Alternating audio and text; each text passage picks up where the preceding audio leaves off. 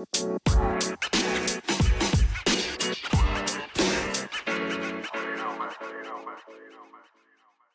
welcome to the Reliable HVACR live stream and podcast. If you can't stay for the whole show, or if you don't catch it live, you can always watch it later on YouTube.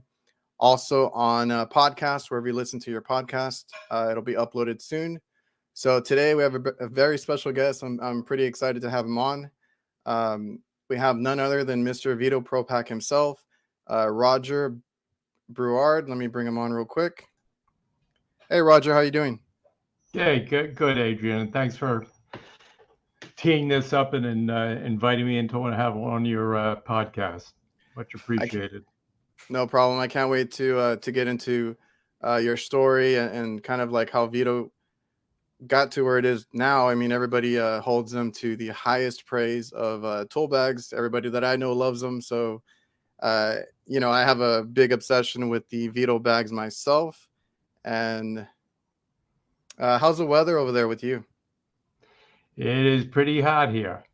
It is. So, it's pretty toasty here for New England. It usually doesn't get this hot, but it has warmed. And as you know, that's I guess they're saying that since they started recording heat indexes back in '76, it's been the warmest week in record. So it's a little toasty here. So, but we do get some humidity here, but not as bad. I don't think out where you are. Yeah, it's one of those weird years. Like everybody's getting like those record heat numbers, temperature wise, and it's been really hot here. We were out of it for like a week, and then now we have another heat advisory. So back into. Oh, you do? You have another one pulling in again then? Yeah, back into the 110s. So we're there. Yeah. Well. All right. So. Heating and cooling. It's all about getting cooling right now. This is the cooling season. The busiest time of year. It's like a good and bad thing, right? You're out there in the heat, but you're making all that money. So it's all worth it at the end. So quick little story. I have a unit up in the attic, and I had my cooling guy come over to just service it. And it was a new guy that they hired, and then he left and it wasn't working.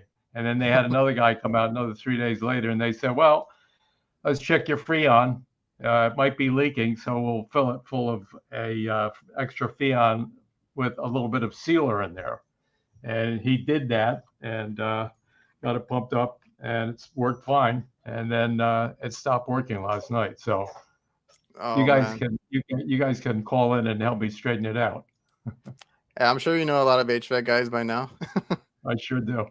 Yeah, it sounds like you have a pretty good leak then if it's going out that quickly. So hopefully they get to it.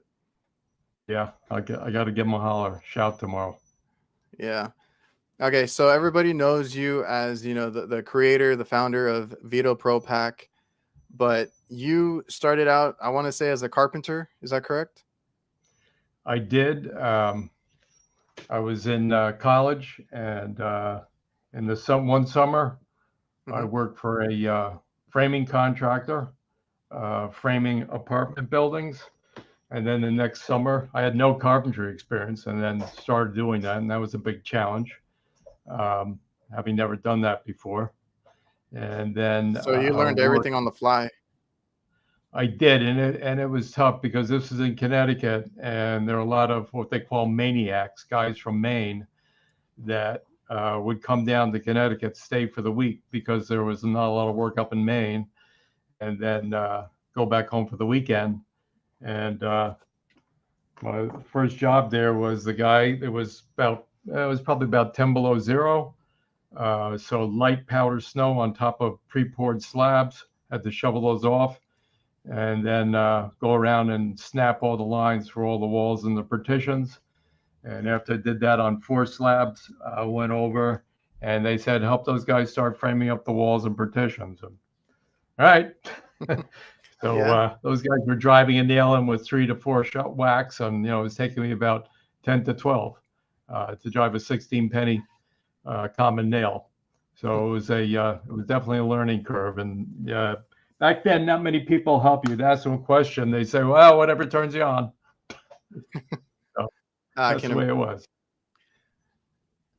So at what But age? then after that, it was after that that in 1971, um, I did get a job up in Maine. I was up there for a visit and just happened to stop into a shop that had a keel of a boat all assembled and painted, primed light gray, and then up on sawhorses and braced off to the plywood deck. And I popped in there and asked the guy what was the keel for, what kind of a boat. He said a lobster boat.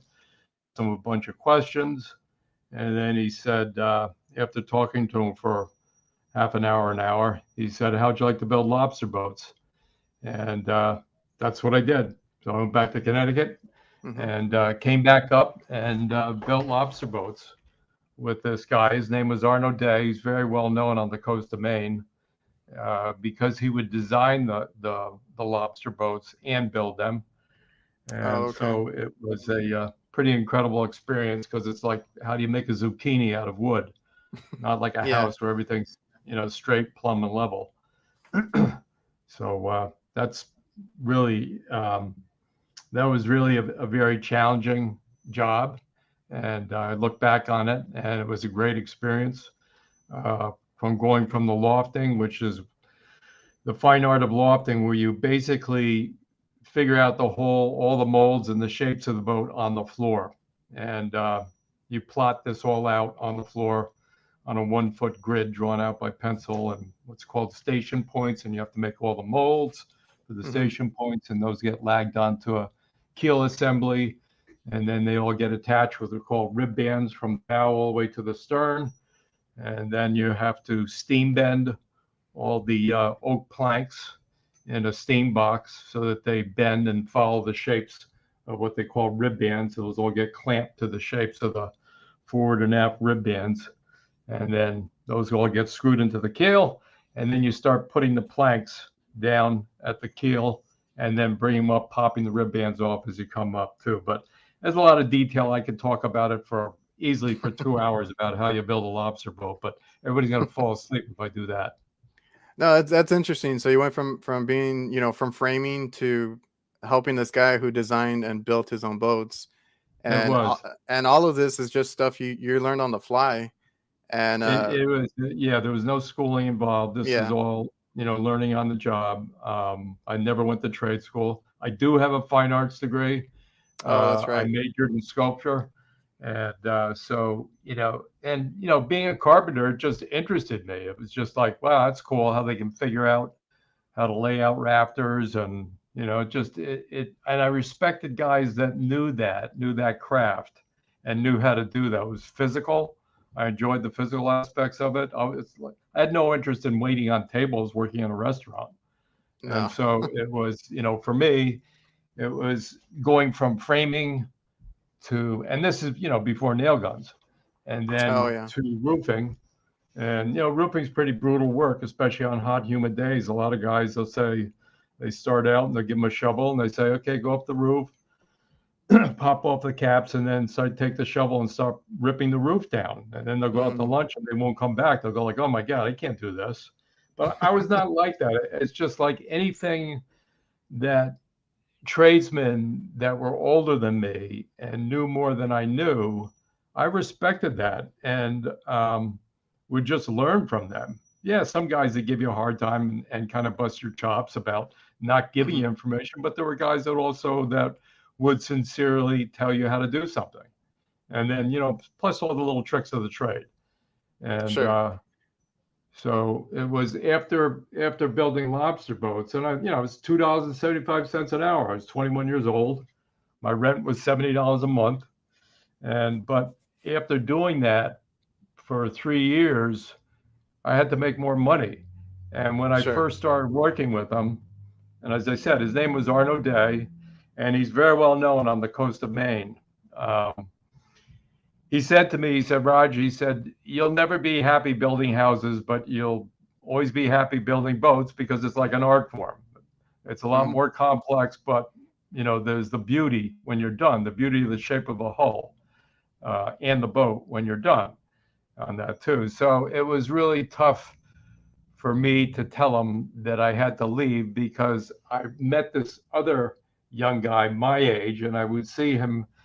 This is way up on an island called Deer Isle. It was connected with a suspension bridge to the mainland. But I would run into this guy at the town dump on Sundays, and he had a ponytail. And this was in the early '60s, and no local guys were sporting ponytails. And he stopped by my place one night, and the door to my truck was open, and the light was on. I knocked on the door and said, "Just, I'm Jeremy Stewart, and I noticed that your truck lights were on. Your door was ajar," and that's how I met him. And then, we started talking, and had he and his wife over for dinner one night. They never took their coats off. It was so cold in the house. And then about 3 years after working at the boat shop, he said that the guy that he was working for, an older Maine master carpenter, had a stroke and was paralyzed on his right side, could no longer swing a hammer. Mm-hmm. And he said, "I could pay you $5 an hour building houses and doing renovation." And so, I needed to make that more money. And so I told this guy on a day I had to leave to go build houses, which he told me I would never be happy doing. But, I needed to make more money. So it was hard to tell him that. And so I ended up switching over and building houses up on Deer Isle and doing renovation. And did that it was probably about 5 years, and then went for the next larger tranche of money. I joined the Carpenters Union, and that was $6.75 an hour. I made a connection, and it's really tough to get into the union up there, but I made this connection. It was very lucky, and I got into the union. A lot of guys were questioning me when I showed up, how'd you get in? A lot of local Mainers, because I was not from Maine. And so I got a lot of flack. And that was basically hard hat, form in concrete, and built a sewage treatment plant on the Penobscot River just south of Bangor. And then we put a big addition on a paper mill in Bucksport, Maine. So that was all, basically building forms and pouring concrete. I do a little bit of welding for all the little stirrup lifts to hold up all the rebar in the forms before the forms were made and concrete poured. And I just want to point out Jennifer, she is also known as HVA Chicks over on Instagram, and she's from the Misfits of HVAC podcast. She's in the chat, and she says that she could not love you anymore because Arnold is a legend. She's from Maine as well. Oh, she knows that. Yeah. Wow. And she wants to know what's your favorite thing about Maine. One of my favorite things about Maine is being able to take a clam hoe and go out in a clam flat and dig steamers. Well, there you go, Jen. I'm saying that I do enjoy that, and I've dug a lot of clams, but I just love the coast of Maine. Mm-hmm. I love the peace and quiet. I love the natural world. I'm a saltwater guy. I love being on the water.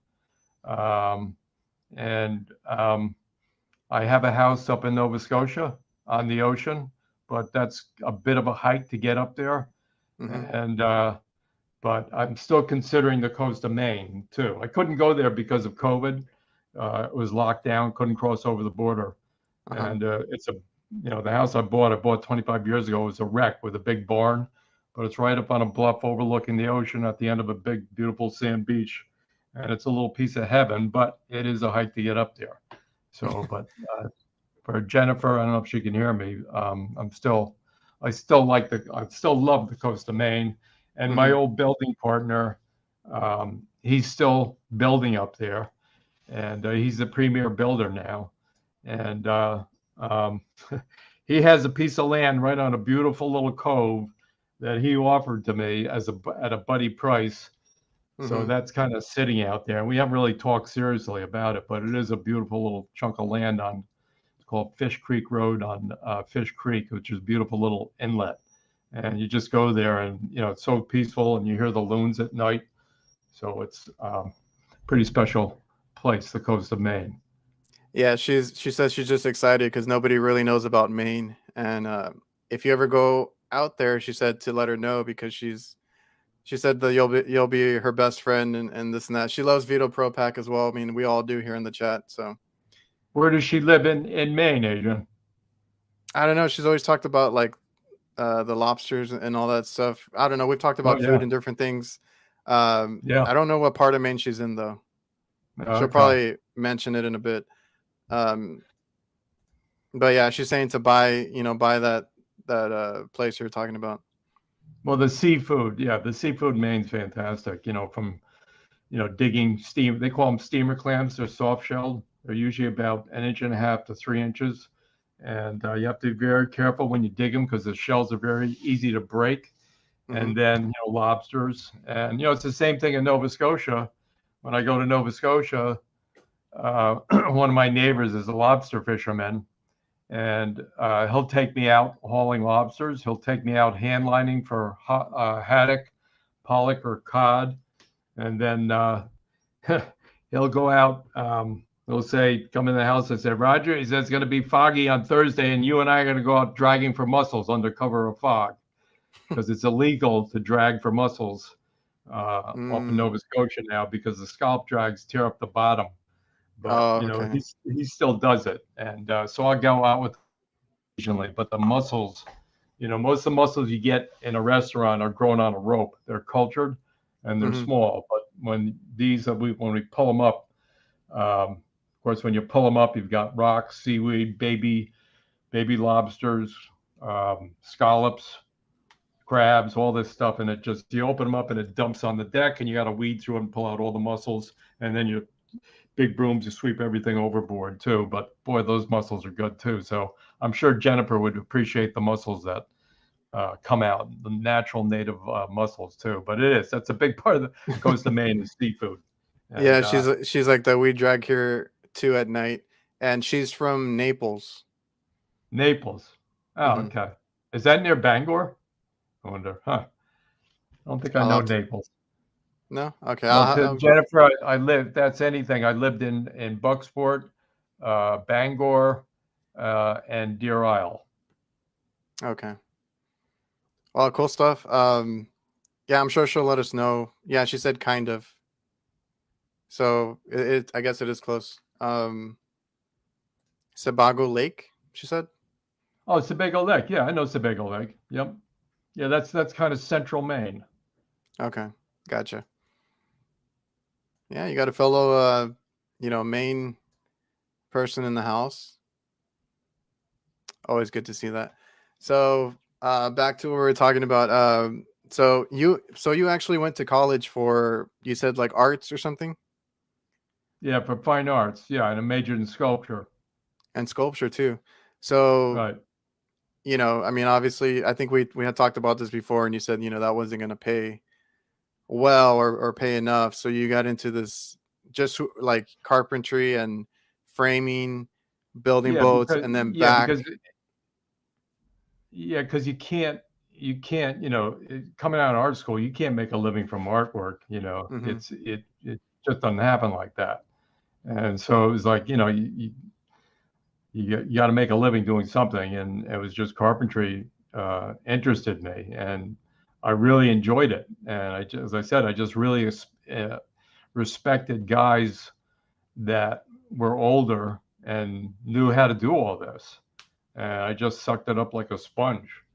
And it was, it's rough. I mean, up in Maine, Jennifer knows it gets down. Sometimes it's like 15 below zero, and we were putting up God. aluminum siding on the north side of a house doing the shed roof dormer, and we had pump jacks set up, and we would step out through the windows onto the pump jacks to put up aluminum siding, and I take the gloves on my right hand.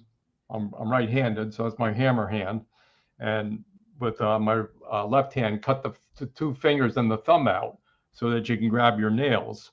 And it was Mm-hmm. so cold, and they were aluminum nails because aluminum siding. I could stick my fingers into my nail pocket, and the aluminum nails would stick to my fingers, and then just pull them out and Oh, start okay. nailing aluminum siding up. But it was the wind chill factor was 40 below zero.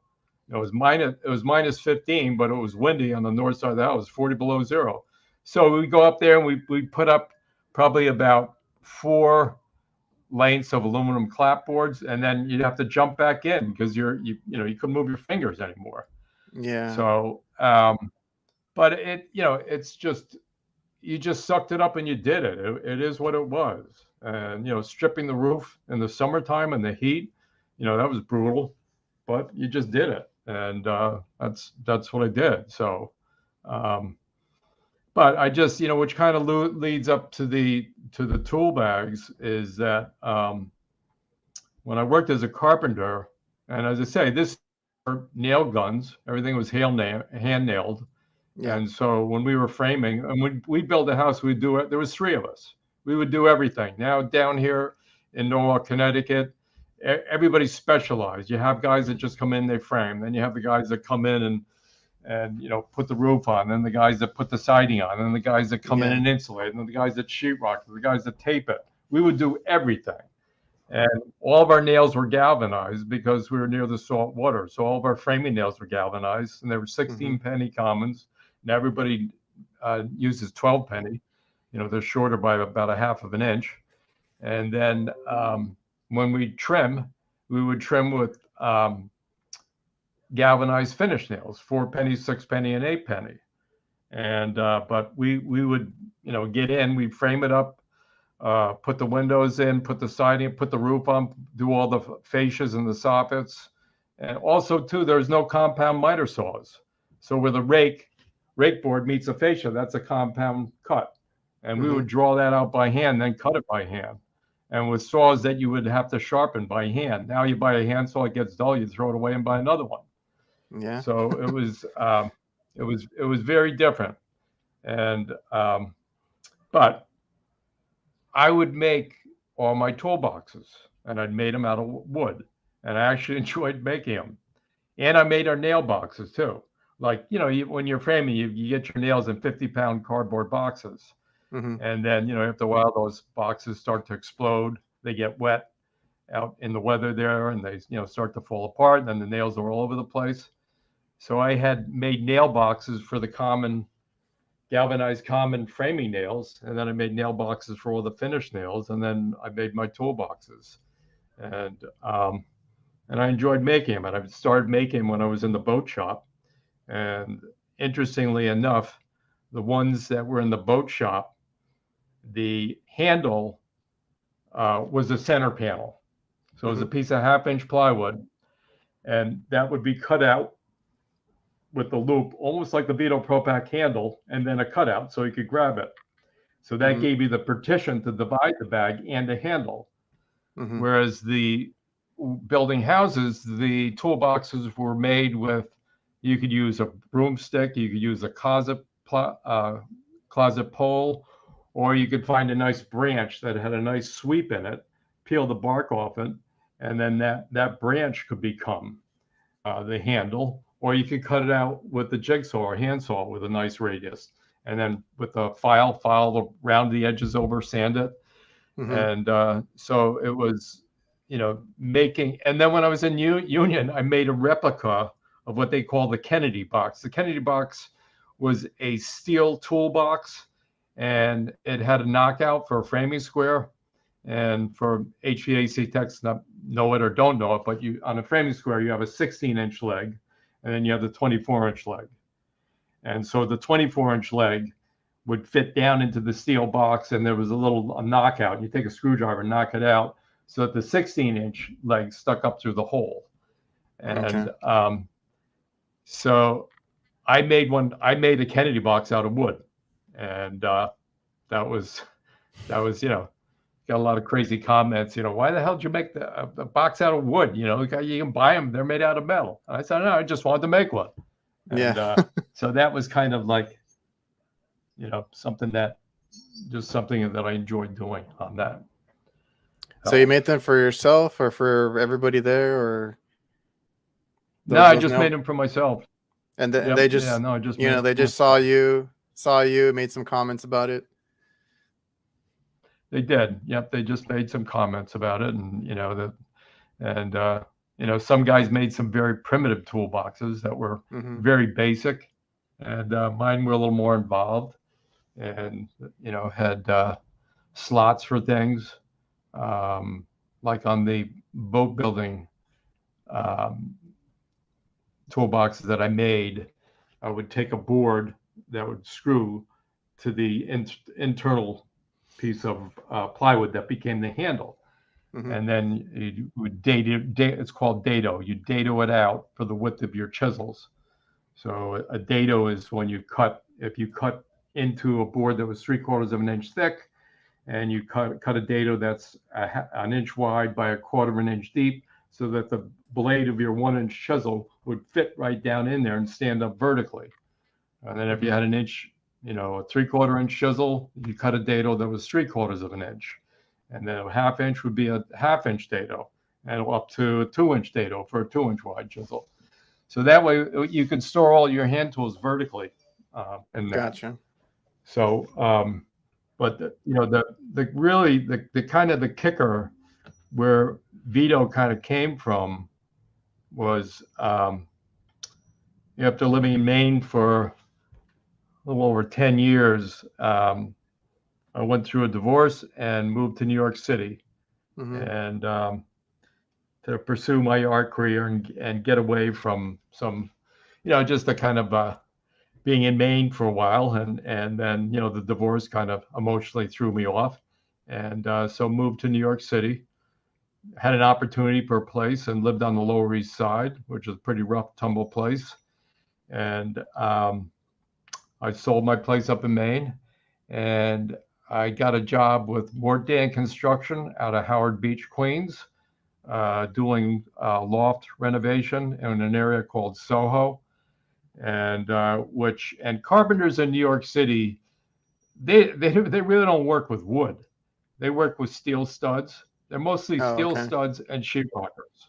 Yeah. And I walked by this. They're renovating these lofts, and there are these big archways, almost like these big arch garage entryways, and they had piles of sand for the concrete mixing. They had piles of the steel studs, and they had some wood there. And I just popped in there. I asked for the foreman. This guy called out for this guy named Morty. Morty showed up, and I said, "You need carpenters?" And he said, "What can you do?" I said, "Well, I can do anything." And he said, "Can you work with wood?" I said, "Yeah, that's what I do."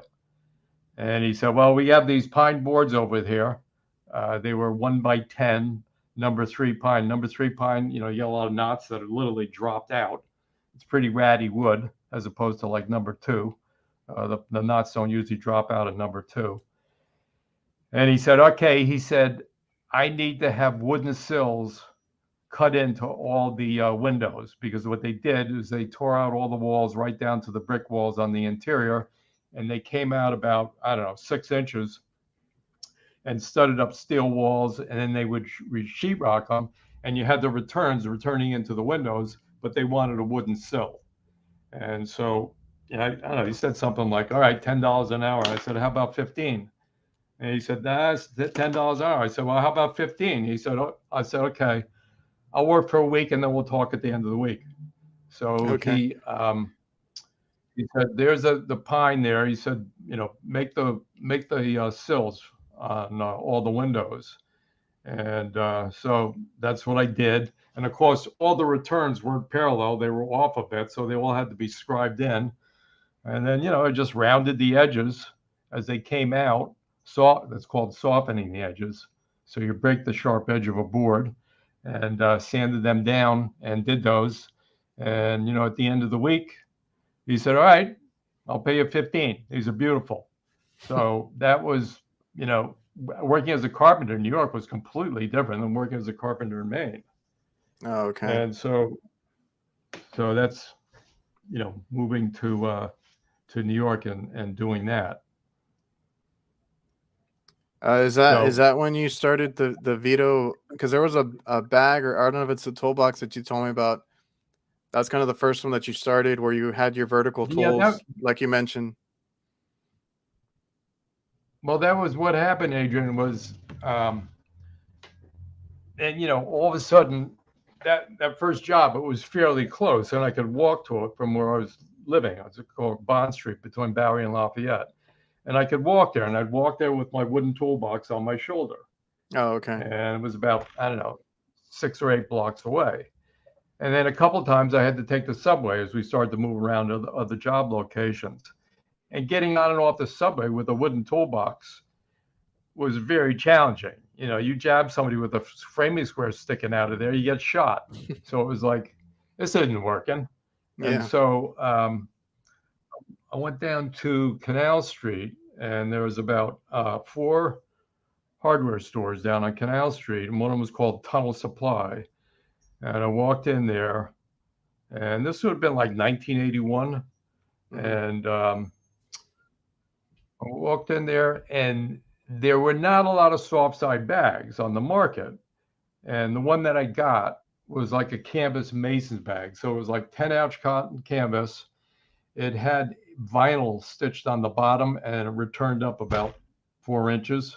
And it was just cotton canvas, and it had a metal frame with 2 leather handles, and you'd pull it together, and then these 2 leather straps. But there were no pockets, so all your tools were just all piled up on the inside. It was very frustrating to reach in there to get a tool. You get jabbed by a sharp chisel, or your chisel, you know, your nice sharp edge of the chisel would rub up against a rat's tail file, and you'd lose the edge on the chisel. And you know, if you couldn't find it digging through it or get injured, you dump everything on the floor, take it out on the floor, find what you need, then put it all back in. And so I have that bag here in the office. Here I have a shelf that kind of has, that kind of shows the progression of, you know, from wooden toolboxes and all too. So that bag, I worked out of it because with the straps latched together, I could travel around the city with no exposed tools. But it was just, pardon my French, a horizontal shit show of tools in there every time you wanted something. It was tough to get access to it. And so that's, you know, out of that frustration, you know, I started buying other soft side bags. And that style that opens up like that, kind of like a doctor's bag, that's called a gate mount style. And the tool bag company, that was a very common style. And sometimes they put pockets on the inside, but when you close it up, the pockets were facing each other. So you really couldn't put tools in there. And the sharp tools, especially sharp chisels, as you're putting them in the fabric, the sharp edging tools would get caught on the fabric as you're putting them in. So that wasn't working. And then to pick it up, it took 2 hands to pick. A floppy handle would be on one side and the other floppy handle would be on the other side. So at the end of the day, you're picking everything up. You've got a 50-foot extension cord coiled under your arm. You got a 4-foot level, a worm drive saw, and you go to pick up your tool bag, and you have to put this all down because it takes 2 hands to pick the 2 handles up, then bring them together. Then you could carry it with 1 hand. Yeah. So it was just, there were a lot of frustrations with the bags that were on the market. And so I'll keep going with the story if you want me to, how it happened. Yeah, because we had talked about it briefly, and you mentioned that you basically made your own I don't know if it was out of that bag itself or you made modifications. What I did, and it was in 1998. I'd moved out of the city by then, and I was living in Connecticut, and the Bucket Boss liner came out, which fit around a 5-gallon empty joint compound bucket. You know, there's a lot of joint compound buckets on construction sites in dumpsters from guys that, you know, just finished taping. And so this guy came up with this idea of what was called the Bucket Boss, which fit around the outside with vertical tiered pockets. And then there were flaps that fit on the inside, which anchored the sleeve around the bucket. And so I bought that and tried that, and that was cool because it oriented the tools vertically. The only problem about that is that it was awkward because it was a round bucket, so it didn't hang ergonomic to your body. I remember we were doing a renovation on a customer's house, and walking into the customer's house, a cat's paw, which is a nail puller, which is sharp on one end, sticking out of the external pocket, gouged out the door jamb on their front door as I was walking into the house. It's like, ugh. And then another time, a dog ran out in front of me, and I hit the brakes hard. I used to, as a contractor, I had a van Yeah. because that protected everything out of the weather rather than open pickup. And so when I stopped short, the bucket flipped over in the back of my truck, and it was like an explosion in a hardware store. There Oh, was yeah. tools all over the place, and screws and nails that were thrown in the bottom. They were all over the place too. So this thing, it was cool because you could see your tools. They were oriented vertically, but Hmm. it wasn't ergonomic. You had that tiny little plastic handle on the joint compound bucket. And so there are a lot of shortcomings. And so it was in 1998 that it was on a Saturday, and I took that liner and dumped all the tools out of it and laid it on my workbench. When you lay it flat, it was about 16 inches wide, and I had some leftover 1/4 inch long plywood, and I ripped it out of my table saw, 16 inches wide by 18 inches long, cut out a radius on the top, and did a cutout so you could get a handle on it. And I duct taped some pipe insulation, foam pipe insulation, to replicate a grip. And then I slid the sleeve up and then pop riveted it to the wooden panel. Now this sleeve that fit a round bucket was on a flat panel, so it would hang closer to your body. And then there's an American injection molding company called Plano. They make injection molded plastic fishing tackle boxes. And they were the first ones to come out with a soft side gate mount style bag that had a plastic bottom. And I thought that was brilliant, but it only returned up about 3/4 of an inch, and the plastic was very thin, so the bottom was warped. But the plastic offered three things. Number one, moisture protection. Number Hmm. two, wear and tear protection.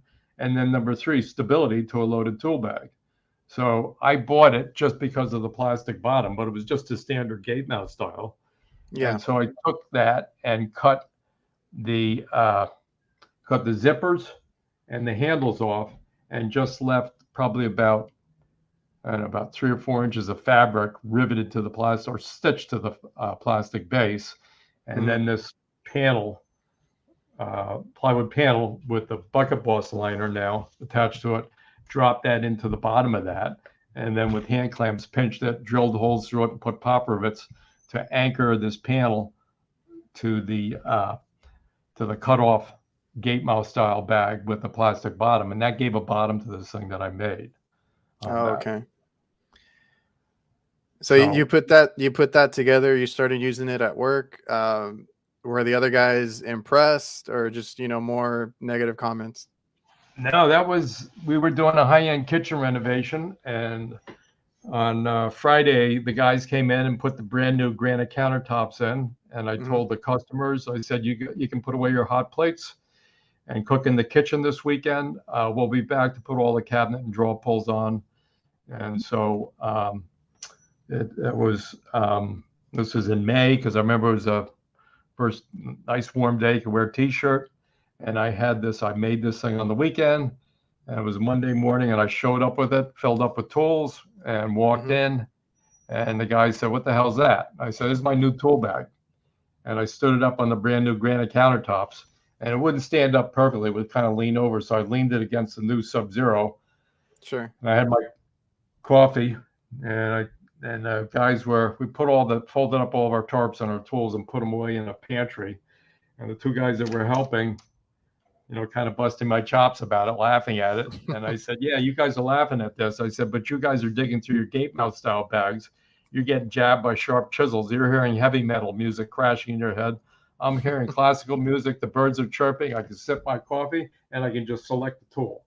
Yeah. And that's really, kind of how it started. And then hard to close it up, and so that all the tools were protected. The bottom coming up much higher for here in New England, so you could set it down in slush or muck or snow and not worry Hmm. about getting the bottom wet.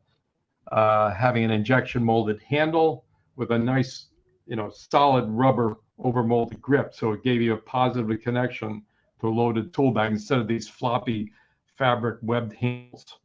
And Yeah. then that's, I had a meeting with my accountant going over my tax stuff. And I said, by the way, and I showed him a drawing, a very primitive drawing that I did. I have an idea for a tool bag, a name of a patent attorney. And he gave me the name of a patent attorney. And I got in touch with him, and took about 2 years to get the patents on it. So like immediately you thought, so that you guys can see, this is what I was talking about, what I made right here. Oh, okay. That was from you can see the plastic bottom, the cut off, and then this, which fit around a 5-gallon bucket, is now on a flat panel. So it's hung much more ergonomic to your bottom. So that was the first Veto Pro Pac tool bag right there. Oh, okay. That was going to be my next question. The first Veto Pro Pac. So then immediately you kind of just thought to take this to market then, get the patent and everything ready? Well, once I got the patents, Adrian, that took 2 years, and I wasn't really sure whether, how am I going to get this manufactured? It's a huge challenge. And so then I thought what I would do, since there, already existed tool bag companies. One of them was Duluth. Everybody probably knows Duluth Trading. It's been around for years. And then the other was the Bucket Boss brand, because they made game mount style tool bags too. And I thought, well, maybe I could license it to them. And then they have their own connection with their factories, and they could get it made.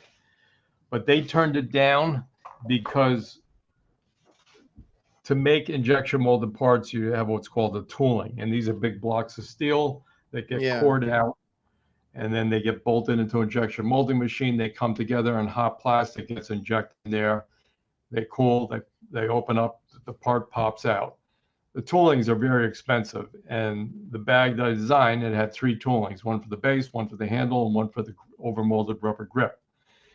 And both of these companies at the time felt that they would never recoup the value of the tooling. The price would be too high on the tool. The price point for the tool bag would be too high, and they would not sell at that price point to get their profit margins.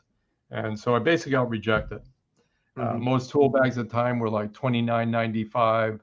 Maybe the most expensive was $49.95. And so it was, I got shot down twice. And then, it's just like, well, I got to get this thing made because I believe so strongly in it that it was better than any other tool bag, because you can see all your tools in a tough, rugged package. So at that point, what would be the price point that you were thinking, or like what would it have been? I didn't know, Adrian, because I didn't have any pricing for the tooling or anything. Oh, okay. I had no idea what it would cost. They just thought it was too expensive. They did, but I didn't feel that way at all, because it to me, it was so different than what they were selling, and so much more functional. And so I just, all my energy and intention was placed on trying to figure out, well, how can I get this manufactured? Because these guys don't want to do it. And so, for about a month, just kind of chewing on it and trying to scratch my head and figure out how to do this. And I finally went to it's like a Dick's Sporting Goods. It's called Sport Authority. I don't think they exist anymore. But I went in there looking at any kind of bags that had cool innovation, like backpacks, OGO brand, Jan Sports, going through to, any kind of bags, gym bags, rollerblade bags. And then I went walking through the golf bag aisle, and I don't play golf, but I got hit by lightning, and it was like, that's it. Whatever factory makes a golf bag could make this tool bag, because all golf bags have a plastic bottom, and then the fabric body fits over the plastic bottom, and it gets riveted to that plastic bottom. So I literally tore some tags off bags and stuffed them into my shirt, and then went home and called up the golf bag companies and asked to speak with their corporate attorney, because I had patents already.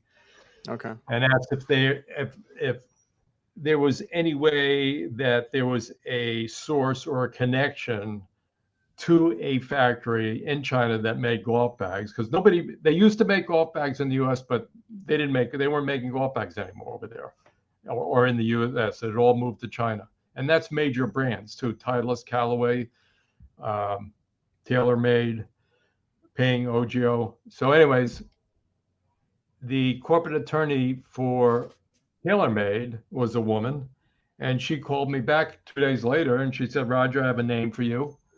And all the corporate headquarters for the golf bag companies are out in Los Angeles, and this guy was in Newport Beach, and she gave me his phone number. I called him up, had him sign an NDA, said that I have a tool bag design. It needs to be manufactured in a golf bag factory because they're injection molded parts. And he said, well, send out your drawing. I said, I want to come out and meet you. So I flew out there. He came to the airport, LAX, picked me up, took me to his office. He was in Army intelligence stationed in Southeast Asia. He had to learn to speak fluent Chinese to do all of his Army intelligence work. And so after he retired from the Army, he sold McDonnell Douglas helicopters for a while. And then he was a passionate golfer. And then he decided to set up his own business sourcing for American golf bag brands and companies over in China, using his Chinese language skills to communicate between the factory and the golf bag companies. And so I had about a 3-hour meeting with him. He was a reasonably sharp guy. And he got it. And he said, well, I got to leave for China in about a month. I'll take your drawings and we'll get something started. And that's how it started. And it took almost probably 3 months before I got the first round sample. And, he called me up and he said, Roger, I got the sample here. I'm going to overnight it to you. And, so I'm waiting for this sample to come, foaming at the mouth. I was so excited, and it showed up. And for the bottom, they just took ABS board. ABS board looks like particle board, okay. Half inch, and they just cut out a rectangle that replicated the bottom. Same thing with the handle. So there were no injection molded parts, hadn't even got into that, the cost of the tooling and all that. Oh, okay. But when I unzipped it, and there was no detail on the outside, it was just the cover. And when you unzipped it, when I saw the vertical tiered pockets, the way they had stitched those, it was like, yes, that's what I wanted. It was beautiful the way they did those. And then, he said, okay, now they need the information to make the tooling for the base. And I didn't know that there was 3D programs. This is 2000. And so I figured out that the bag, since the interior pockets were 4 inches wide, the bottom row, and there was 4 of them, so that's 16 inches. So I figured that the base should be 16.5. That would give me a 1/4 inch on either end for material to get riveted to the base. And then for the width, I started out first at 12 inches. That felt too wide. Down to 11, that was too wide. 10, that was too wide. 9.5 seemed like the sweet spot because you're 4 1/4 inches into the center of the bag. So it's not hanging too far away from your body. And so I went to the lumberyard and I bought a 1x12, number 2 pine. I don't know, it was a 10 or 12 footer. And I ripped it 9.5 inches wide and then chopped out pieces 16.5 inches long, glued up 4 pieces, clamped them together, glued them up overnight. And then the next day I belt sanded them flush all the way around, and then took my router and then screwed a board to it and screwed it to a stump of a log. And then took my router and routed all the rounded edges on the vertical corners around the bottom, and then actually routed out a foot. Like if you see the foot on the pot of our bags, I did that in wood, routed out with my router. It's not exactly like the foot we have now, but anyways, so I got what replicated a base out of this laminated, glued up pieces of pine, and then put a coat of satin finish urethane on it, and took a Sharpie and wrote my name and phone number on it, and then 2 more sandy between coats to make it smooth, and then sent that block of wood to China. And no questions asked, they actually made a tooling from that wooden base that I made. Oh, yeah. And they, the next thing was he said, okay, now they need the information for the handle. So I made the handle out of birch plywood, 1/2 inch birch plywood, cut out the little recess for the webbing detail. And then for the grip, I used, it was solid maple or solid birch. And I shaped it at the round shape. and then filed all around and then drew all the ergonomic detail. And I bought that little Dremel tool, which is like a dentist tool. I was going to cut all the detail out, but I knew I would never get it exactly the way I wanted. And the day that I was going to cut that all out, and it clamshelled over and screwed together over the handle. And the day I was going to route out all the ergonomic detail, I knew I could never get it the way I wanted it. And so I just went to a phone book, looked up product development. There was a guy just an hour north of me in Danbury, Connecticut, and called him up. His name was Emil Vicali, and said that I'm designing a handle for a tool bag. Is that something you can draw up on a computer? Can I come up tomorrow? He said, yeah, come on up. And met with him and showed him the handle, which I have here. It's still downstairs on the shelf there, the wooden one that I made. Oh, okay. And he said, yeah, I can draw that up on a computer. I said, well, I got to go to Nova Scotia, but I'll blow Nova Scotia off. This is really important to get this done. He said, no, he said, you can go to Nova Scotia. We'll just fax back and forth. I said, well, I don't have a TV. I don't have a fax machine. I get away from technology up there. It's just me and the ocean. I want peace and quiet. And so then I said, well, no, there's a boat shop. They have a fax machine. I'll give them $20. So I went up to Nova Scotia, went up to the boat shop, gave them $20, said, let me use your fax machine. So I go up there in the morning and go into the boat shop. The guy said, hey, Roger, your fax is over there. And I go up and pull it up, and I draw on top of what he sent me, his computer generated drawing, to change, tweak it and change the design of it, what I wanted. And we went back and forth probably about 4 times. And then he showed me like a 3/4 view. He was just showing profile shots. And then he did a 3/4 profile view. And then I approved that. And then he said, now when you come back, he said, I'll have a rapid prototype. And you can touch and feel it and chew on it, whatever you want to do with it, and you're happy with it. I can send the factory a 3D file for the overmolded rubber grip and one for the plastic handle, and they can make the tooling from that. And I said, oh my God, that's awesome.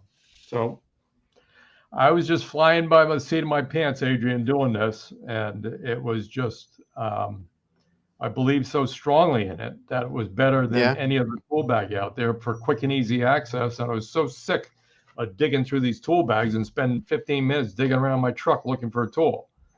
And so I get it. Like that's one of the things that I love about your tool bags is all the storage, the panels, and then now you have like a tool bag for everybody, basically. And even here in the chat, I went ahead and asked, who here has Veto. A lot of people like the TP lineup, and I'm sure it's because of the hard bottom base. The MCT is also getting in. People are showing love to that one. The MB3 is a big favorite too, among a lot of the guys here. So, and I believe I have like most of those already, because I already lost count. I have a good amount because I like to have a bag for each like necessity, and every day.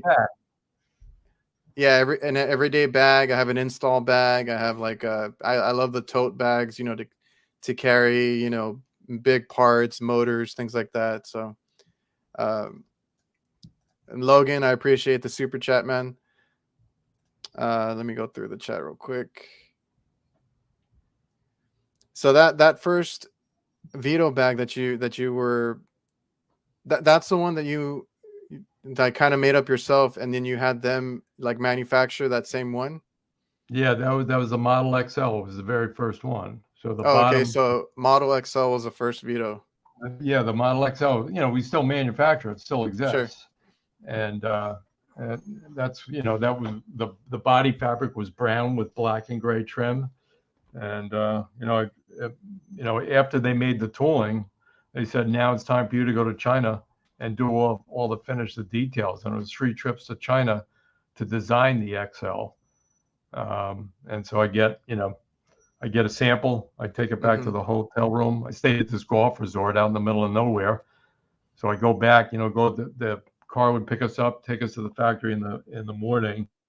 In the evening, go back to this golf resort, and you're kind of out in the middle of nowhere. So there's nothing to do but kind of walk around, go into the pro shop and look at the golf bags and golf shoes and golf clubs. And there are a couple bars and a couple of restaurants there. So, but I met a lot of young guys that were golf bag designers there, and they actually ended up, hanging out drinking with those guys, and they actually had me designing their color choices for their golf bags. And as they, it's like, well, we like your design sensibility. Why don't you help us pick our colors? After a few beers. And so it was like, these working with some of these guys on this, young guys that were golf bag designers. So, but it took 3 trips to China to design the XL, and then finally it was finished, and the lumber yard that I used as a contractor was a good family-owned lumber yard. The head buyer, I had 3 all-black samples that I brought back from China. And I had a meeting with him. I said, this is a tool bag that I've designed, and I'm going to be bringing it to market, just to give you a heads up. And he said, well, we're doing our 100th anniversary home show down at the Greenwich Hyatt. He said, why don't you take out a table? Cost you $500, and then you can have your samples there and get some feedback. So I made up these little cards, 4x6 card that you'd seen the Veto Pro Pac Model XL, and that was like in January, and it was in the winter, and they were due to come in. The first container was due to come in June, end of June. So I had little cards on a little square box, 2 little square boxes, one that said that when they came in, you would be interested in possibly buying one. I didn't take anybody's credit card, Gotcha. but I took 48 cards of people that would seriously look at it and possibly consider buying one. Okay. So the buyer called me up a couple of days later and said, how did you do? And I said, well, I took 48 pre-orders. And he said, wow, that's awesome. And he said, I'll give you your first PO for 80 bags. And I launched it at $119.95. Okay. And everybody thought I was nuts because, $120 for a tool bag, these bags are $29.95. These are $39. These are $49. Yeah, who's going to buy a tool bag $120? Yeah, especially it was so radically back different. Yeah, it was so radically different than the other tool bags on there. I think that's really kind of comes down to it is that the other tool bag companies, they were designed by designers who never seriously swung a hammer in their life. They didn't really understand what it's like day in and day out when you're working and you need your hand tools. So Veto was the first tool bag company that had a tradesman behind it that understood what a tool bag should be. Exactly. So I really think that's why it differentiated. And, there's a lot of tool bag companies that kind of look at what we do and try to copy what we do. And, but, it's a swing and a miss. Yeah, I was actually going to say that because somebody had mentioned that in the chat. I have to go back to look for it, but they're like, a lot of these tool bags, are not made by techs or people that are in the field. And more than anybody, like what you need as far as like the first bag that you made was for, framing or carpentry and that kind of stuff. And then for carpenters. Yeah. And then slowly you kind of like catered to all the other trades and stuff. And it's what they need. And then somebody else had mentioned, I don't know if they were talking about Milwaukee or some other company that they're like, they look a little, or they look like they're trying to take inspirations from the Veto bags and stuff like that, which is what you just mentioned. Yeah, Milwaukee. Yeah, Milwaukee, Klein. And then there's that company over in the UK called Velocity, which is blatant. Oh, that's right. I just I had seen them a couple years ago or some time ago, and I was like, are those like, those are basically like Veto but for like up north or something? Or I don't know where they're from. It's a UK company. Oh, okay. And I don't think either of those guys were tradesmen. They just looked at our bags and tried to make a bag look close enough to Veto, but not close enough to, kind of, it's really tough to go after air companies that are knocking you off for patent infringement on that. But, just a little, if you look at their handle, and I'm just going to draw this up real quick. Mm-hmm. If you cut my handle, ran it through a bandsaw and cut it. It's like an oval shape. Their handle. And the guys in the chat want to know if they've what do they call it, like fringe on your patents? This is a Veto handle, right? This one right here. Uh-huh. If I cut the grip in half, it's oval shaped, so it's comfortable in your hand. A velocity handle is like this. Okay. I get you. Triangular shape. Triangle. That's not comfortable in your hand. No. And then all their handles are like that, and they didn't figure that out. So that point is digging into when you hold your hand like that. That point is digging into your grip or your fingers. So, do you have to deal with the patent infringement? Yeah, I mean that's kind of tough to do that. It costs a lot of money to do that, and it's a distraction from and it's just we just stay ahead of the curve with what we're doing. We just keep producing. Well, sure. Like Adrian, you said, I was a carpenter. I didn't do heating and cooling, but when all my distribution initially was in residential construction, so all my reps, the reps that build distribution, they may carry 16 different lines, like extension cords or silicone glue or caulk guns or whatever, hammers. All my reps were Stabila reps because the Stabila levels were a premium brand. And so they were used to the pushback of bringing in a premium brand that's expensive. And a lot of dealers say, well, why is somebody going to buy that when I have these levels over here? They're $40, and the Stabila levels they're $120. They were used to that. So these Stabila reps, because the guy that manages them came to my booth. I did a JLC live show up in Providence, Rhode Island, residential construction show when I just had 6 bags. His name is Gary Simmons, and he came by. He said, "What's this Veto Pro Pac tool bags? I never heard of these." I said, "It's a tool bag company I started." And he said, "Wow, these are beautiful. How much are they?" And I told him the price. And he said, "Wow, yeah." He said they're worth it. And then the next day to the booth, he brought me a sheet of paper, and he said, "These are our rep groups that cover all of the U.S." He said, "You're going to have a hard time building distribution because you're a premium brand, and these bags, the price point on these bags is steep, and a lot of guys are going to push back on it. But my reps are used to that pushback. They know how to deal with it." So after 2 years, I had a full network of Stabila reps building distribution into lumberyards and contractor supply houses. And then in 2008, the recession hit, and it really took the wind out of the sails because everybody stopped spending money on their houses. And so carpenters were dropping off the wire left and right. And so there was a heating and cooling company nearby called Galt Energy in Westport, Connecticut. And I reached out to Sam Galt, and I said that I have a tool bag company here, next town over in Norwalk.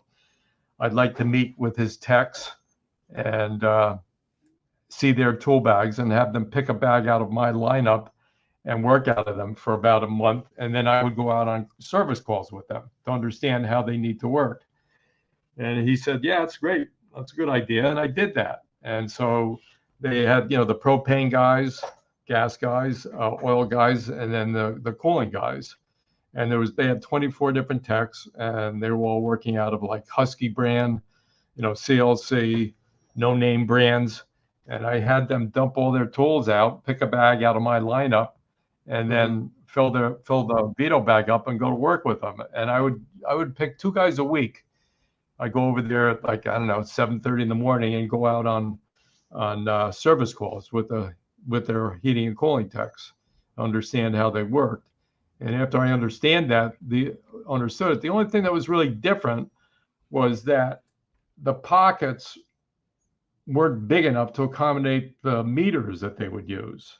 And as a carpenter, I never used meters. I had a little pocket laser level, but that's a closer thing to a meter.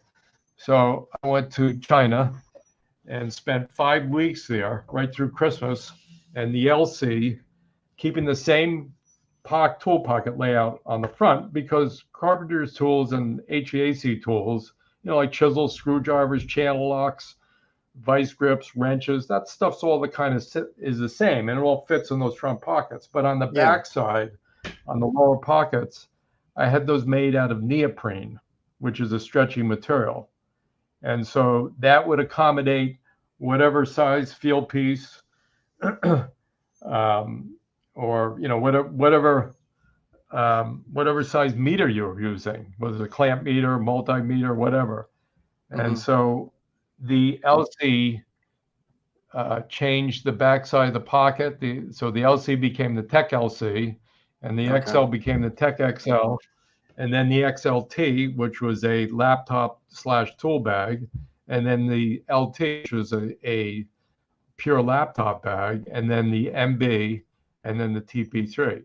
So I did all those bags in 5 weeks, designed them all, stayed there right through Christmas, and then came home and changed the colors from body fabric being brown for the Contractor Carpenter series to black for the Tech series, and placed the POs.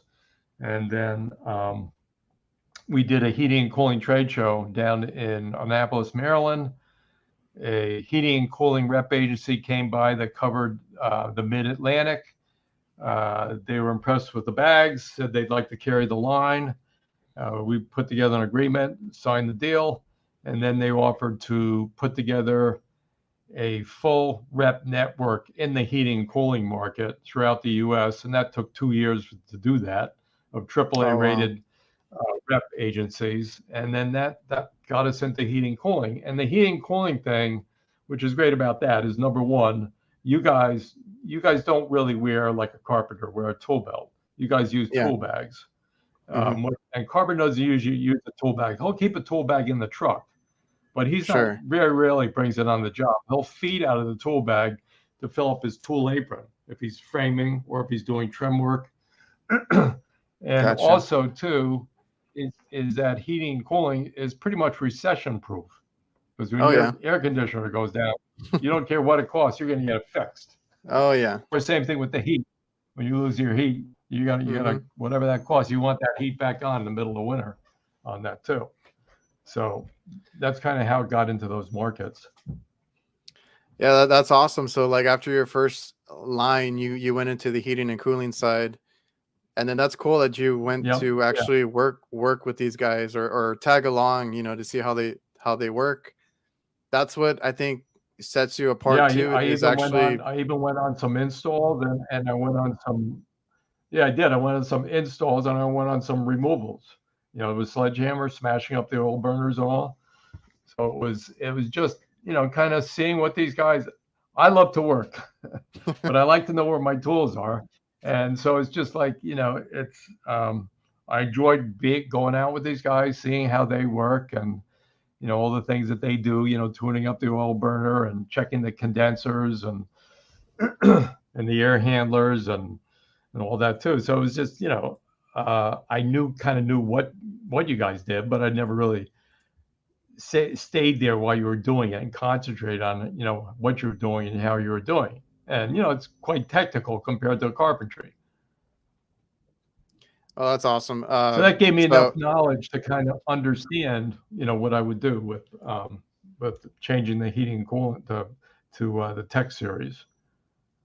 Yeah, that Tech series was for HVAC techs now. And did you go? I know you said you started with a trade show, and that's how you got your first like orders, and then you continue to do like the trade show, like just kind of showing out the new bags and stuff. Yeah, there in construction, residential construction world, there were 2 magazines. One was called Fine Home Building, which was beautiful 4-color images, and then there was the Journal of Light Construction, which was kind of like the blue collar journal, and it was printed on newsprint, no 4-color pictures. The pictures were just black and white. And the Journal of Light Construction would do these 5 shows a year. I'm sorry. Yeah, 4 shows a year, construction shows. And there were actually live demonstrations. Guys would show you how to frame a dormer, or how to, put a asphalt roofs on, how to sheetrock, how to tape, how to lay out and cut rafters. So these live demonstrations were going on.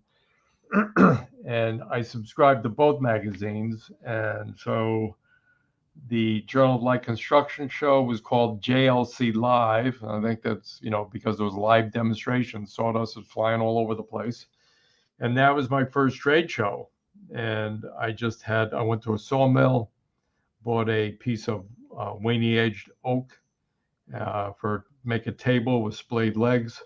And I had a little banner, and I had just the Model XL tool bag and my little 10 by 10 booth. And there I was with just that one tool bag. And my main carpenter buddy of mine came down and, helped me with the show. So it was just the two of us. But I would do all 4 shows. And the home show was always in Providence, Rhode Island, starting in March. And then the next show would be either in Chicago, Minneapolis, or Cincinnati, alternating between those 3 cities. And then the next one would be up in either Seattle or Portland, up in the Northwest. And then the next one would be down in the Southwest in Anaheim or Long Beach. So I would do all 4 shows. And so that was 2 years that I had just the one bag, the XL. And, Okay. Now I was starting to get this is before all the reps too. I was starting to get just distributions. Some contractor supply houses started carrying it. Some lumberyards started carrying it through word of mouth. And then I was starting to make a little money with it, so I could afford to do the LC, the smaller version of the XL, and then the big daddy, the double XLF, which was like a soft side version of the classic carpenter's wooden tool box, because it was 25 and a half inches long by 9.5 inches wide. And then I had 2 more bags. So there's a total of 3 bags, the LC, the XL, and then the double XLF. And then it was those getting in. I think that was when I picked up the Stabila reps. Yeah, that's right. I had the 3 bags and picked up the Stabila reps. And then, they started to build distribution. So the revenue started coming in. And then with the same toolings, I said, well, I don't have to invest in new toolings, but I can get 3 new bags out of the existing bottom and the handles, but just make them open. So that's where the OTLC came in, the OTXL, and the OT double XL. And so now I had 6 bags, but that was after 2 years. So it was 2 years with just the XL. Okay. And then it gave me, 2 years to develop the LC and the double XL. And then they came out 2 years later. Then I had 3. And then it gave me another 2 years to do the OTLC, the OTXL, and then the OT double XL. And then it was after those bags. You were doing this all by yourself this whole time, or like designing and everything? Yeah. Okay. Yeah, Going to China. I was going over there, and I break out my framing pencil and I draw by hand, draw the bags by hand. And all these hotshot young golf bag designers would come in and open up their Macs, and they'd sit there for about 3 hours, and then they'd disappear, and I'd be there for 2 or 3 weeks. And I'd get a sample back, like a full-size tool bag. I'd meet with them on a Monday and go over the drawing, and I'd draw by hands, and then I'd make photocopies on there, and then I'd have them with their red pens mark in Chinese any of the revisions on my drawings. And then, for a full-size tool bag, if I met with them on a Monday, I could get another version the following Monday. It would take them a week to make it. And then I would go over and I would literally, they have these white crayons, markers, and I could literally mark on the bag. Like if the opening of the pocket, it need another inch of circumference, then I'd mark it. I write on, this needs to be an inch bigger, or the pocket needs to be another half inch deeper, or whatever. Or this piece of webbing, instead of being 1.25 inches, it really needs to be 1.5 inches wide. And Gotcha. so that's why these hotshot young golf bag designers, they had these beautiful computer generated drawings and doing everything by hand, drawing it by hand. And so it would take me longer to develop it. But, I think the factory thought that I was kind of a novelty, that I was doing this all by Yeah. hand, and a little bit of a nutcase, but, they're pretty charmed by me. And so I actually had a lot of good time with these people. I go out to dinner with them and all, and whereas these other guys, they're kind of cold and would just disappear. So I built a very strong relationship with the factories, and the first golf bag factory, um, he started to get a little upset because the materials of the tool bag were so heavy. They were 1,800 denier polyester, and golf bag only 600. And so he had 8 lines for the golf bags to go through. And then whenever it was time for one of the bags to go through, whatever bag was open, it would go through it, and the sewers would break the needles on their machines because the materials were so heavy. And they started complaining, and this is after about, and he was a little bit of an egomaniac. He wasn't real helpful in terms of saying, Roger, here's a really cool material. It's just as strong as what you're using, but it's lighter. He Oh, never okay. really offered anything up. And so I eventually left him, and through a woman that had worked there for him, she left him too because he gave a lot of stress to people. He would yell and scream at people, and it was not a very positive culture that he created in the factory. And this woman that had started with him, who handled my account the last 2 years, she left, and they all have English names. Her name was Shelley. And I said to her, she sent me an email, sorry, Roger, I'm leaving DIY and blah, blah, blah. And I said, look, I don't know your reasons why you're leaving, but I really appreciate how you helped me with Veto Pro Pac tool bags.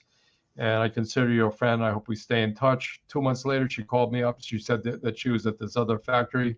It was Israeli owned and much more westernized. And she said, if you want to come on over, I'll give you an introduction. And I got on a plane, flew over, met these guys at this pub called One for the Road. It's a British pub for a lot of expatriates that live there. And these guys were great. They were 3 managers of the factory. And I left DIY factory and I've been with this new factory now for it's 12 years now. But they're awesome. They're great people to work with. And so it's just everything's just, Adrian, it was all just flying by the seat of my pants doing this. And this wasn't something for me to do. I want to make a tool bag business, make a lot of money. That was never Yeah. the intention. The intention was to make very functional, high quality, durable tool bags. And that was, I like quality. I don't like cheap shit, just like holding something, a cheap tool. It's Yeah. just rubs me the wrong way. And so, Yeah. And that's how I got into, or how I found Veto Pro Pac, is I kept ripping bags. I ripped a couple of backpacks because I was into, the backpack tool bags. And I was like, I'm gonna start looking around. I started seeing people post about the Veto, tool bags and backpacks in particular. And I went ahead and bought a couple, and they've lasted me. And I bought more and more. And I feel like you guys have a bag or like a design for every scenario, every trade. And there's something you're bound to, like, if you just keep looking through the Veto did you see him lineup. on a job site, Adrian, or did you first see him? You saw him online. So you didn't see him in real life on a No, I job think I site? saw them. I saw them online. I saw some people using them, and they looked really nice because they stood up. Mm-hmm. So that's how I got into them. And then I got my dad into them. He loved them. Started buying them for the guys too. We have a couple of guys. We're a small company, and they love them too. So we try to get all the ones with like the hard bottom base, because we work in kitchens and stuff. So we set them on the Yep. ground. That way they don't get wet. They don't fall over.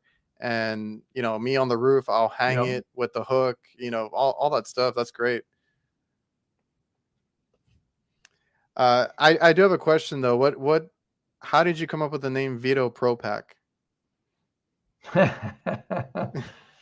Yeah, it's funny. A lot of people don't ask that. Some people do. They say, where did Hmm. Veto Pro Pac come from?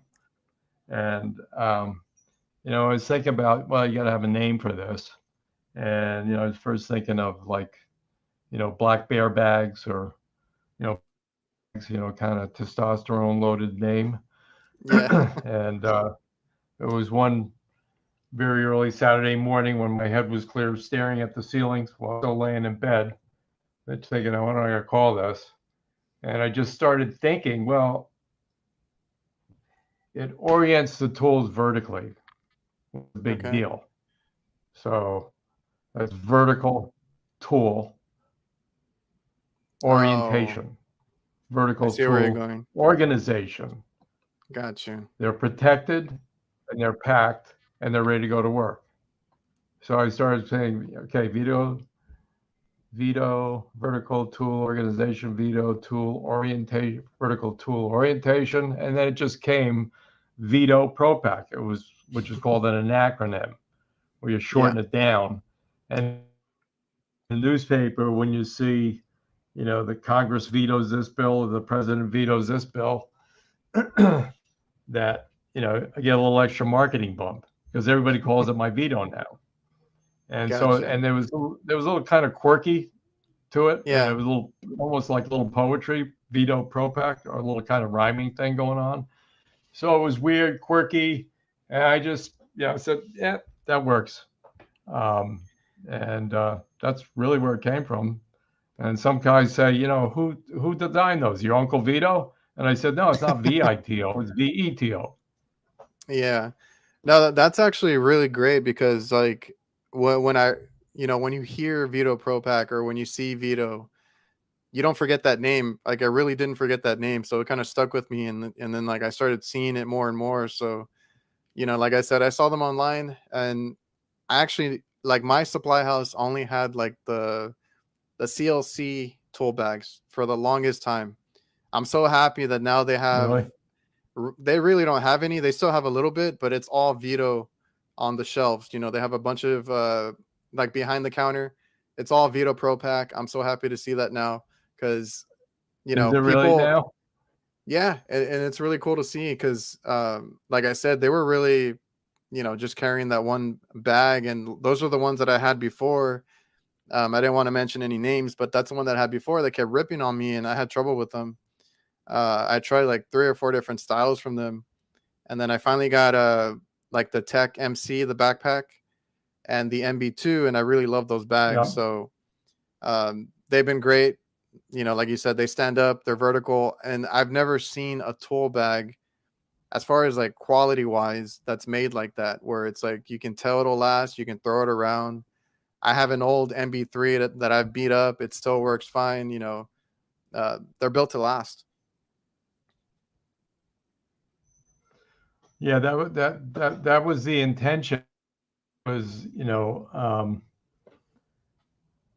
have a 5-year warranty, so it's like, okay, Oh yeah. these have to be able to stand up to real life day-to-day work. And as you know, I mean, those CLC bags that you bought, they didn't have a plastic bottom, right? No, the I don't even think a lot of them stood up.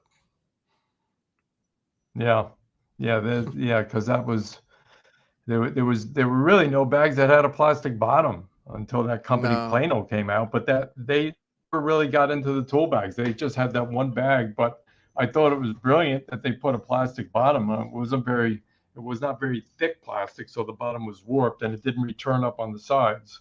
So if you still set it down in snow, like here in New England, the fabric would still get wet because it only returned up about 3/4 of an inch Yeah, on that that's too. really cool. That's really cool that you But kind of did this all on your own for the longest time, and you saw it through. And it is what it is now, right? A lot of people know about Veto. Everybody gets excited. The people in the chat right now are mentioning, some of their favorites, um, and just saying how much they love Veto. I've actually had the opportunity, to talk to you at a trade show at AHR. I also talked to your design team. yep, You have a design team now yep, Lee. that y'all work with, And I've had a chance to talk to them, and they really care about the feedback. And I've been able to help them out a little bit and give them my feedback, my opinions, and they actually value those because they want to know the people in the trades, all these techs, how are they using them, how can they be better. And you guys are just pumping out all new designs and bags every year now. Well, thank you, Adrian. And it's the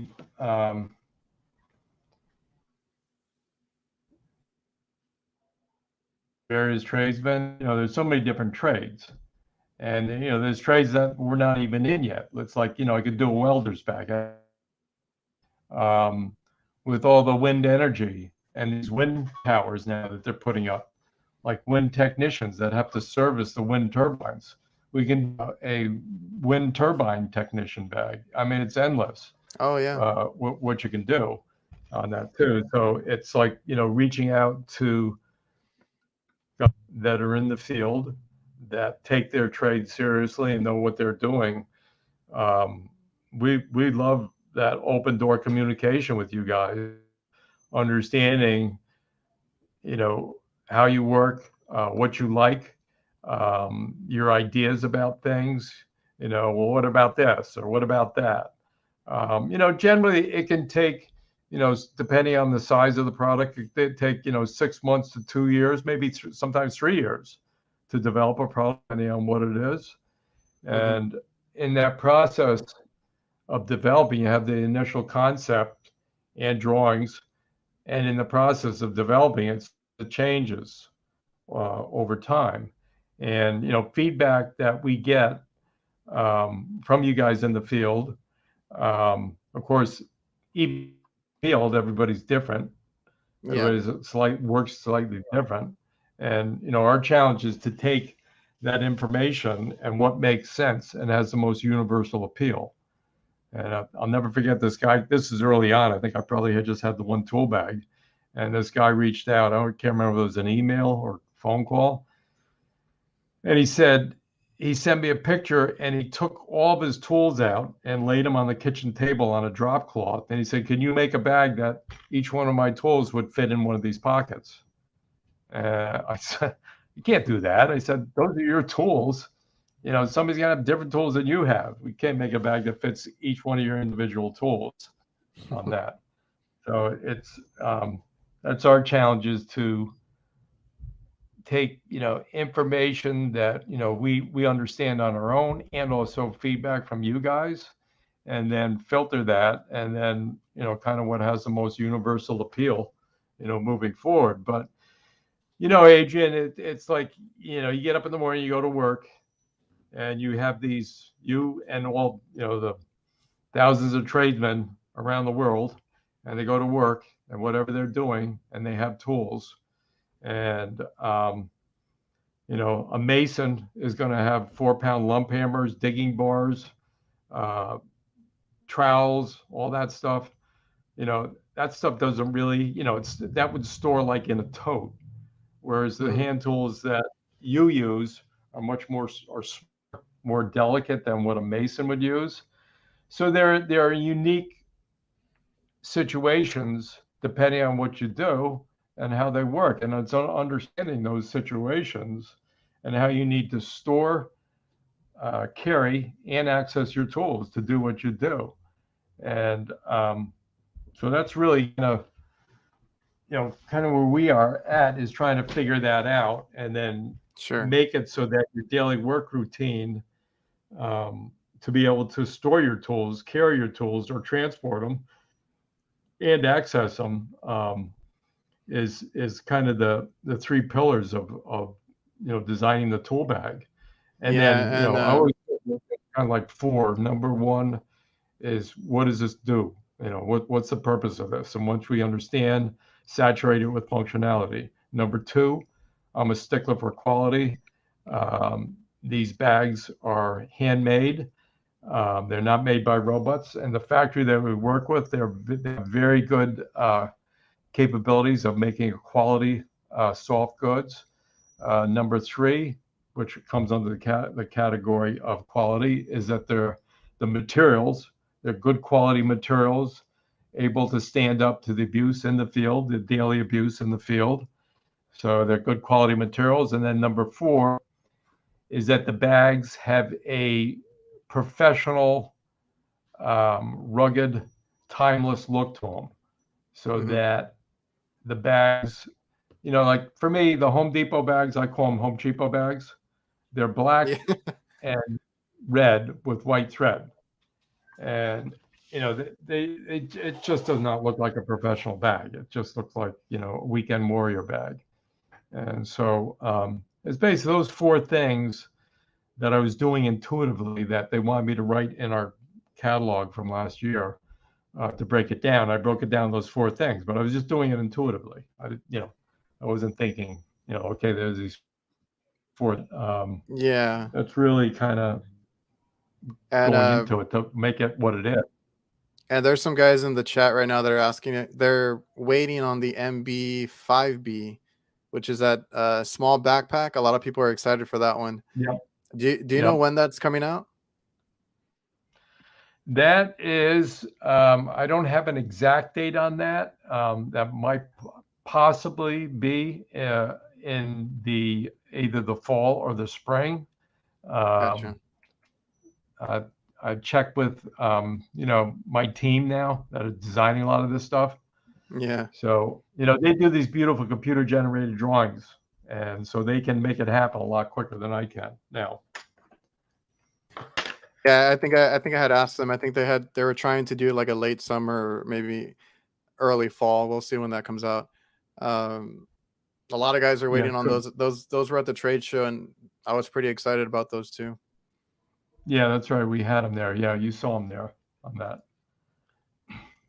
Yeah, and then just there's So guys in the Adrian, let me ask you a question. yes. Working out of various bags that you have, do you feel that you work more efficiently with the bags because of the way your tools are organized and easily accessed? Yes, definitely. Like I said, I have an install bag, right? So that's for major projects, and it holds the most tools because it can hold like individual open-ended wrenches, bigger crescents, bigger. Uh, it's a lot of wrenches in that bag, right? A lot of tools that I can stand up, a lot of different screwdrivers, nut drivers, but I don't need that stuff every Yep. day. So then I have like an everyday bag that has more like multi tools, like an all in one screwdriver, my meter, more basic, and I Would you can grab. would you call that a service bag? Yeah. Okay. So yeah, everyday service bag. It's one that I grabbed, and I want it to be as light as possible, easy to carry, all that kind of stuff. So Mhm. right now I have a few of them. I'm trying to put like I have the TP double XL, the blackout, and now that you can swap out the panels, I got those bulk storage panels because I'm gonna throw like power Yeah. tools in there. So and those V swap panels are a game changer too. Yeah. Yeah, those seem to be working out pretty well. We've had a lot of people that have been picking those up to kind of customize their bags based on how they need, what their needs are for how they work. Yeah, those are great. Like I said, Vito, like you guys are all about quality, but you're very innovative. So once I started seeing those V swap panels, I was like, oh man, those are going to be great. So I've enjoyed them, taking stuff out so I can fit bigger tools in there. Like I said, I'm going to use Yeah. one for some power tools. So I get on rooftops. That's all I work in is either rooftops or in tight kitchens. So I need the hard bottom base. I need it to be like on my body, either a backpack or some sort of sling bag. Hmm. So those have been great for me, and I love the bags. Now, Adrian, how do you deal with the heat working on rooftops? You have like a shade or something, or like a well, sunshade you can put up? I've told you how bad it is here down here in Texas. I do have an Oh, umbrella it's that I put awful. out. I do have an umbrella that I put out, or I'll wear like the one of those wide brim hats. I cover my neck. Yeah. I cover my arms. I just try to be covered the whole time, and it makes a big difference because once that sun hits you, it'll drain you pretty quick. Oh, it is. Yeah, because you were getting temperatures like 115, 118. Yeah. Yeah, like 115, 117. It was crazy. Wow. So So you have before we like head, a little umbrella that you can set up and yeah, get a little bit of shade. yeah, some guys use the whole like one of those canopy things to cover the whole unit so Hmm. they can work on it. But I don't know. I just take an Yep. umbrella and stick it up, and it works pretty well. Hmm. So before we head out, I don't want to keep you too long. I don't know if it's one story or several stories you have about guys, that come out to your house to do work, and they actually have Veto Pro Pac bags. Can you tell Yeah. us about that? Yeah. I had. In fact, this was recently. It was probably about 2 months ago.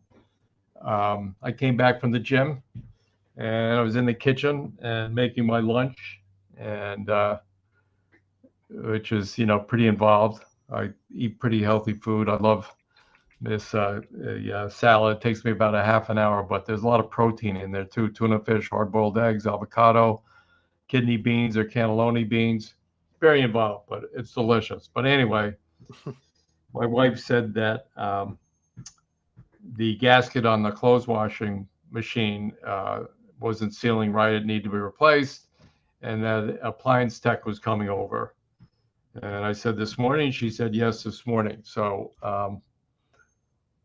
about 10 minutes later, she said, "Oh, he just pulled in the driveway." So I said, "Okay." And then 5 minutes later, knock at the door. So I went to the front door and opened the door, and this guy was standing there, and he was probably about 5'6", a little short, kind of a shaved head with a beard. Hmm. And I put my hand out and said, "Hi, I'm Roger." And he said, "Hi, I'm John." And he had a bag. I didn't see what the bag was, but he switched it behind his back from his right hand to his left hand to put out his right hand to shake my hand. Gotcha. And he was not very friendly. He didn't have good people skills. He didn't even, he's looking at me like, "Who are you?" And so I brought him through the hallway, through the kitchen, around the island where I was making my lunch, and opened up the door to the laundry room. And as he's walking through there, he has the Tech Pack MC blackout. And he sets the bag down on the tile floor in the laundry room and opens it up and starts to open on his knees, opening up the door of the washing machine. There was a stackable unit, the dryer on top. And so I go back to making my lunch. And then I look over and look down, and I said to him, "Wow, that's a pretty cool looking tool bag." I said, "You can see all your hand tools. They're all standing up nice and vertically." And he goes, "Yep." He said, "That's why I like it." And then I go back to making my lunch. Oh, and then he said, "Yeah," well, he said, I have two of the other bags. I have a little meter bag and a little tool pouch. And a Yeah. couple of the other guys have. I go, "Oh, that's cool. It looks like a very cool tool bag." I go back to making my lunch. And then I said to him, "What's the name of the bag?" And he goes, "Veto Pro Pac." And I go, "That's a weird name." So he just like, "It is what it is." And he said, "Most guys just call it my veto." So I said, "Okay." So I go back to making my lunch. And then I said to him, I said, "Oh, they say you got a plastic bottom on there." And he said, "Yeah." He said, "I like the plastic bottom because sometimes the floor is wet and I don't have to worry about the bag getting wet." Hmm. I went back to make my lunch. And then I said, "Well, it looks like the bottom is floating." And he said, "What do you mean?" "Well, it doesn't look like the bottom sitting on the plastic bottom sitting on the tile." And he looks down. There's a recessed foot. You can't see the foot because the recess is in. So he picks it up to show me, and our logo is on the bottom. And so Yeah. I said, "Oh, the company logo is there too. It looks cool." He said, "Yeah, it's a company logo." And then I look at it and say, "Oh, it looks like there's something else there." And he's looking at me like, "What's this guy smoking? Yeah. Why is he so interested in my tool bag?" And he's giving me pretty weird looks. And then so I said, well, it looks like there's something else under there besides the company logo. And he looked really carefully. And he's going looking. And he goes, oh, yeah, there's an anchor. And I held up my arm. I said, yeah, there's an anchor. You can't see it there. It's tattooed on my arm. I said, Yeah. yeah, it's an anchor just like on my arm here. And then he's looking at it. Now he's really perplexed. He's looking at me. And he's starting to get red. And I said, yeah, it's a tool bag company that I started like that. And then he looks at me and he got all red because he was literally treating me like shit, like Mr. Yeah. Homeowner, And so it was like, okay, on that day. So when he was done, I said, come on out and, take a picture of you and me in front of your van there too. And then the other time was an oil burner guys, and they both came in the house, a hot water heater. And one of them brought in a plastic box and went down they got the water heater down the basement. The guy brought in his plastic box. And down in the basement, I have these steel racks, and there's a lot of early samples when I just started in the basement. And one of the other guys, he says, what are all these Veto Pro Pac tool bags doing down here? And I said, what's a tool bag business I started? He said, you started Veto Pro Pac? I said, yeah, I did. He said, are you kidding? I said, no. He said, I got your bags out in the truck. He said, and he ran out, he brought back in the Tech MCT. And he, reached out and shook me. He says, I love your bags. He said, I can't tell you how much I appreciate your bags, blah, blah, blah. So, a couple of sightings in the house. It's happened a couple other times too on that, but it's, funny when, guys show up and I can imagine because they don't even know they're talking to, the creator and all that. So that's no, really cool. They don't at all. A little bit of disbelief there. Oh, that's awesome. I love hearing it. So I think we're going to wrap this one up. We've been here an hour and 45 minutes. I don't want to keep you too long, man. I know it's late over there. That's awesome. I know it's late over there. I don't want to keep you too late. Thank you very much. I really appreciate it for this and all too. And I just, heads up and much kudos to you guys that are out there in the heat taking care of this stuff every day. And, I don't have to do that now, but I remember I did. And so. Hey, you were out there doing, a lot back in the day. And then you started, that's why I like the Veto lineup. Like I said, you were actually out there doing this stuff. So then, and you made these bags and you catered to everybody or different trades at that, there's electricians bags, there's plumbers bags, there's HVAC bags, carpentry bags, you guys are really doing great on the lineup. Do you know how many products you guys have right now? I heard the other day it's getting close to with the panels and everything. It's like, I don't know, close to 200 products now or something like that. So Dang. it's taken on. I mean, it's just endless, and you could keep going too. So, so it is. And I got a great design team now with Lee and Ian and Wesley now too. And they don't have construction experience, so there's a little bit of disconnect there, but they understand it and appreciate it on that too. Yeah, so I've met those guys. I talked to them. They're really great. Like I said, they really care about what we think about the bags and how they can improve them and all that. So I love that aspect of it, the feedback and the tweaks that you guys do, fixing things here and there. So we appreciate you, Roger. We love the Veto Pro Pacs. Everybody in the chat, chimed in on their favorite bag. So we definitely appreciate you. Well, thanks so much, Adrian, for the opportunity to tell this story on your podcast. Really appreciate it. And I have nieces that live out in Austin, and if I come out sometime, I'll drop down and see them, and we'll go out and have some barbecue. Yeah, if you're ever in Texas, just let me know. I go up there every now and then, so if you're in the area, we can do something. I'll definitely do that, Adrian, because I was out there in April. My nieces live in Austin, and I could have easily. How far are you from Austin? Well, from Austin, it's probably close to 6 hours, but we could do something. Can figure it out. Yeah, we work something out. All right, Roger. I appreciate you coming out. I'm gonna end the show. If you need to leave, you can. I have to stay till this whole thing ends. So appreciate everybody that came in. Thank you again, Roger, for coming through. Check out Veto Pro Pac. I think everybody already knows who you are. Love the bags, and I'll see you guys. Thanks, Adrian.